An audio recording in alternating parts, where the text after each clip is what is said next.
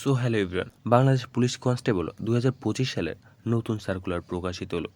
এখানে আবেদন করার জন্য কী কী যোগ্যতা, দক্ষতা এবং কী কী কাগজপত্র, বয়স সকল কিছু নিয়ে বিস্তারিত আলোচনা করা হবে।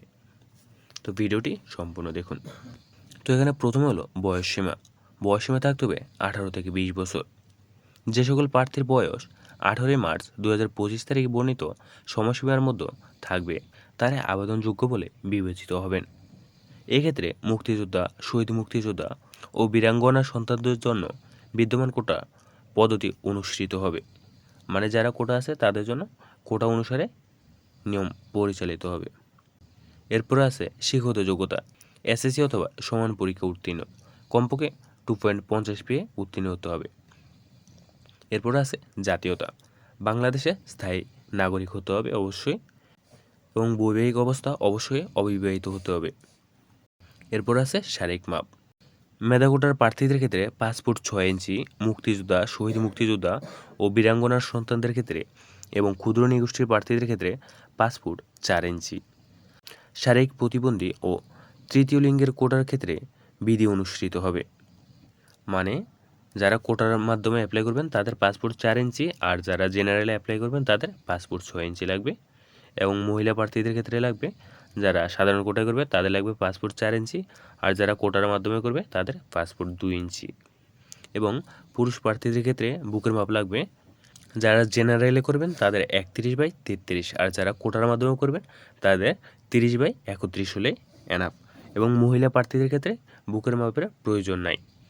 এবং ওজন লাগবে বয়স ও উচ্চতা অনুসারে অনুমোদিত। ওজন মূলত বিএমআইয়ের উপর ডিপেন্ড করে, মানে আপনার ওজন এবং বয়সের সাথে, হাইটের সাথে এগুলো ডিপেন্ড করে ম্যাচ খাইলে আপনাকে অটোমেটিকলি নিয়ে নেবে, এটাকে বলে বিএমআই। দৃষ্টিশক্তি থাকতে হবে 6/6। এখানে 1 নম্বরে বলছে অ্যাডমিট কার্ডের 2 কপি ডাউনলোডকৃত ফটোকপি লাগবে।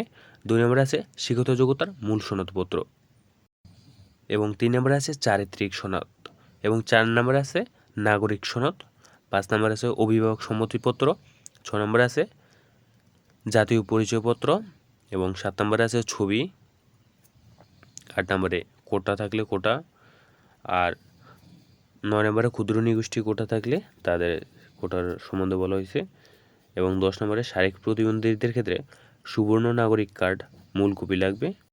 এবং এখানে কোন কোন জেলার মাঠ কোন তারিখে পড়বে, কোন দিন শারীরিক মাঠ পড়বে, কোন দিন লিখিত মাঠ পড়বে, এবং কোন দিন ভাইবার মাঠ পড়বে, সব কিছু এখানে আগে থেকে দেওয়া হয়েছে। জেলার নাম মাদারীপুর, কিশোরগঞ্জ, রাঙামাটি, ব্রাহ্মণবাড়িয়া, ঝিনাইদহ, নড়াইল, সিরাজগঞ্জ, চাঁপাইনবাবগঞ্জ, কুড়িগ্রাম, সুনামগঞ্জ, জামালপুর, ফরিদপুর, টাঙ্গাইল, কুমিল্লা, খাগড়াছড়ি, খুলনা। এদের মাঠ প্রথম 3 দিন যে মাঠ হবে শারীরিক ফিজিক্যালি মাঠ 6, 7 ও 8 এপ্রিল প্রথম মাঠ পড়বে, এবং লিখিত পরীক্ষা পড়বে 28 এপ্রিল 2025 10টায়। আর যদি রিটার্নে ঠিক আছে তাহলে ভাইবা পড়বে 7 মার্চ 2025, তাও 10টায়। এরপর পর্যায়ক্রমে সবগুলো দেওয়া আছে। সাতক্ষীরা, নওগাঁ, জয়পুরহাট, পঞ্চগড়, হবিগঞ্জ, নেত্রকোনা, ঢাকা, রাজবাড়ী, ফেনী, লক্ষ্মীপুর, চুয়াডাঙ্গা, বগুড়া, দিনাজপুর, সিলেট, ঝালকাঠি, পটুয়াখালী। এদের মাঠ পড়বে 10, 11 ও 12, এবং রিটার্ন পরীক্ষা পড়বে 5 মে, এবং ভাইবা পড়বে 15 মে। এবং এরপর আছে নারায়ণগঞ্জ, মুন্সিগঞ্জ, কক্সবাজার, মেহেরপুর, নাটোর, লালমনিরহাট, গাইবান্ধা, শেরপুর, ভোলা, বরগুনা, ময়মনসিংহ, গাজীপুর, শরীয়তপুর, মানিকগঞ্জ, গোপালগঞ্জ, বান্দরবান। এদের মাঠ পড়বে 16, 17 ও 18 এপ্রিল, আর রিটার্ন পরীক্ষা পড়বে 13 মে, এবং ভাইবা পড়বে 22 মে। এরপর আছে নোয়াখালী, বাগেরহাট, যশোর, রাজশাহী, ঠাকুরগাঁও, নীলফামারী, মৌলভীবাজার, নরসিংদী, চাঁদপুর, চট্টগ্রাম, কুষ্টিয়া, মাগুরা, পাবনা, রংপুর, পিরোজপুর, বরিশাল। এদের মাঠ পড়বে 19, 20 ও 21 এপ্রিল, এবং রিটার্ন পরীক্ষা পড়বে 20 মে, এবং ভাইবা পড়বে 29 মে। আর এখানে আবেদনের লাস্ট তারিখ হলো 3 মার্চ শুরু হবে আর 18 মার্চ শেষ হবে।